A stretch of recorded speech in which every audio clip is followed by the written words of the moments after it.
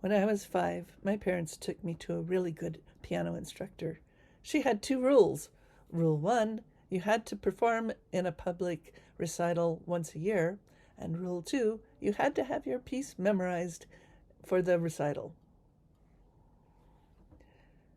I did okay with that for like 5 years, and then when I was 10, I had slacked off and not practiced a lot, and I was not confident in my memorization. I found myself sitting in line with the other students, waiting for my name to be called. And then I heard my name, and my body stood up. But in my mind, I was noticing that my stomach was clenching, and the stage was becoming a long way away. And I was hearing that voice of the robot from Lost in Space. Danger, danger, Will Robinson, danger, do not enter, do not enter. Now, for whatever reason, my brain was having this conniption, but the message didn't get all the way down to my feet. So my feet walked me up to the stage. I sat down at the piano bench, and I began to play. The introduction was great. I'd played that 1,000 times. I had that cold. Then came the refrain. This section repeated twice. It was on the second time through that I realized that I didn't remember how to play the end.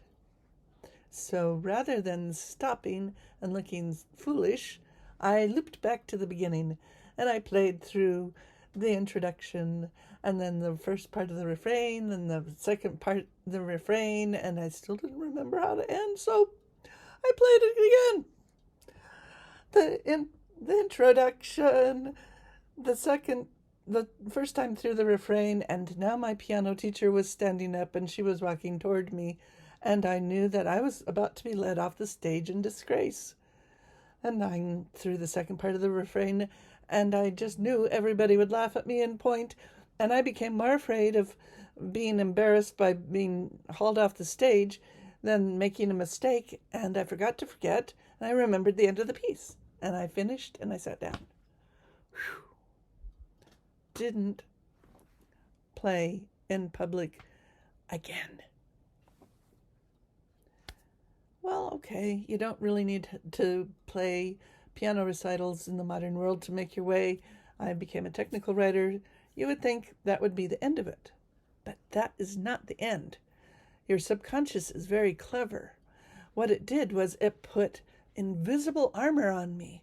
Invisible armor to protect me from embarrassment.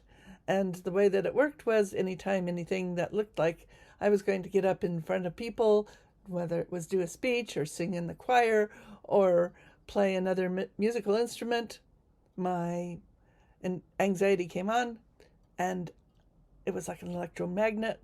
It attached to my invisible armor, and whoop, I was stuck to the chair. Now, as you may be aware, in the olden days, knights had squires, and the reason they had squires is that you can't take armor off by yourself. Someone has to go around and undo the buckles and pull it off of you physically.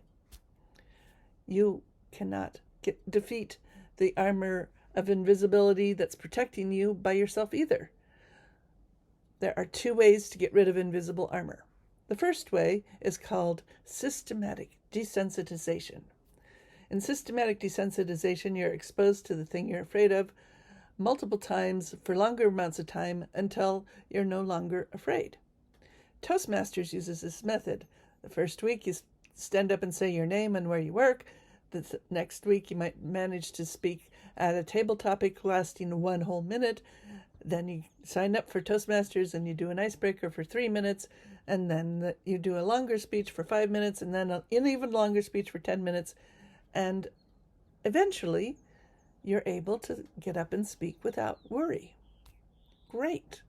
If you have months and months to overcome anxiety, go for it. Use Toastmasters. It's a great program. Always works if you stick with it. There is a faster way, though, and that is through using hypnosis. In the process of hypnosis, you are relaxed, and all of the alarm bells are turned off, and you are reprogrammed to enjoy public speaking, to know that you have interesting things to say and that it's going to be okay. When you get up, people are going to be interested in hearing you. So, whichever way you choose, whether it's systematic desensitization through Toastmasters and public speaking a little more every week, or you go to a hypnotherapist and have somebody remove the fear, disconnect it, and give you a new idea about how you're approaching the world, that's great. Because armor, even invisible armor, is no fun to wear all the time. It makes you feel clumsy, it clangs a lot, and it's so 14th century. Take care of your anxiety and be brilliant, because that is your birthright.